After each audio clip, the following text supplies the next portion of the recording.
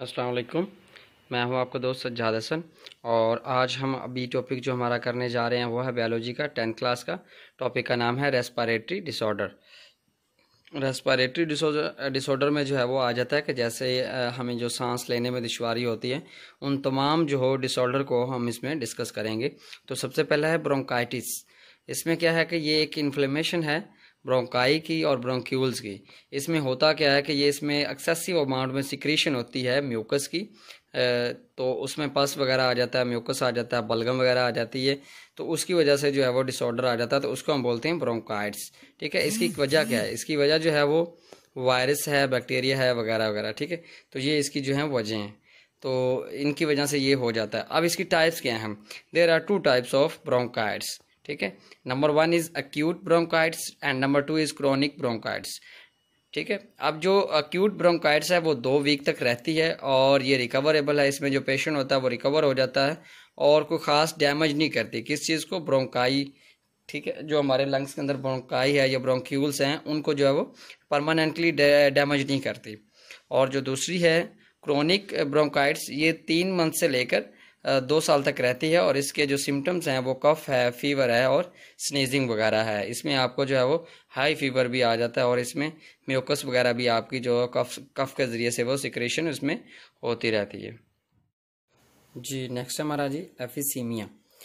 एम्फीसीमिया में क्या होता है कि ये एक डिस्ट्रक्शन होती है जिसमें जो वाल्व्स होती हैं एल्वुलाई की वो तबाह हो जाती हैं। ठीक है, ख़त्म हो जाती हैं। जब एल्वुलाई की जिसमें एयर स्टोर्स होती है, अगर वही वाल्व्स जो हैं वो डिस्ट्रक्ट हो जाएंगी, तबाह हो जाएंगी, तो फिर क्या हो जाएगा कि सांस लेने में प्रॉब्लम होगी और सांस ज़्यादा से ज़्यादा इनहेल करनी पड़ेगी, लेकिन वो सांस आपकी बॉडी लंग्स के अंदर जो है वो एल्वुलाई के अंदर स्टोर नहीं हो पाएगी।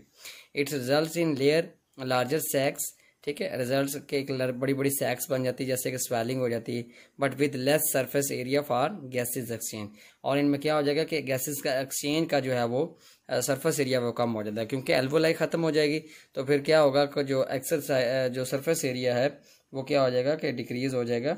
और जब सरफेस एरिया डिक्रीज़ हो जाएगा तो गैसेज आपस में एक्सचेंज नहीं होंगे। ठीक है, तो ऐसी छोटी छोटी जो है वो एल्वोलाई सैक्स होती हैं और जब वो तबाह हो जाएंगी तो फिर क्या हो जाएगा, फिर आप उसमें एक्सचेंज जो है वो नहीं हो पाएगी गैस की, के लंग्स के ज़रिए से कार्बन डाइऑक्साइड निकलेगी और ऑक्सीजन जो है उसमें ऐड होगी।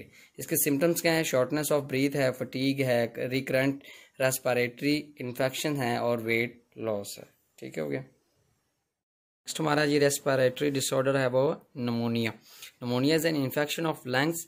If this infection affected both lungs then it is called double pneumonia. Pneumonia mostly जो है वो बच्चों में ज़्यादातर होता है। आप देखते हैं सर्दियों में बच्चे बहुत ज़्यादा बीमार होते हैं और नमोनिया का शिकार होते हैं, और ज़्यादा से ज़्यादा जो उनको मेडिसिन दी जाती है वो एंटीबायोटिक दी जाती है जो कि वक्ती तौर पर उनको बचा लेती है, लेकिन उनका जो परमानेंट ट्रीटमेंट करना पड़ता है ताकि वो नमोनिया से बच सकें। तो जिनका परमानेंट ट्रीटमेंट हो जाता है वो बच जाते हैं, जिनका नहीं होता वो बार बार जो है नमोनिया का शिकार होते हैं। ज़्यादातर जो है ना 50% जो है वो चाइल्ड पाकिस्तान में जो नमोनिया का शिकार होते हैं। इसकी काज क्या है? The most common cause of pneumonia is a bacterium. कौन सा बैक्टीरियम है? Streptococcus pneumoniae. Streptococcus pneumoniae. ठीक है, अब इसकी जो वैक्सीन है वो क्या है? अवेलेबल है। कौन सी है?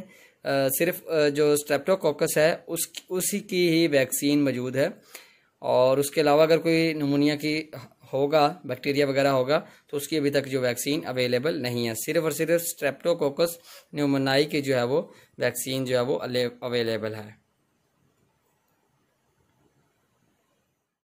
जी नेक्स्ट हमारा जो रेस्पिरेटरी डिसऑर्डर है वो है asthma. Asthma is a form of allergy in which there is a inflammation of bronchi, more mucus production and narrowing the Airways.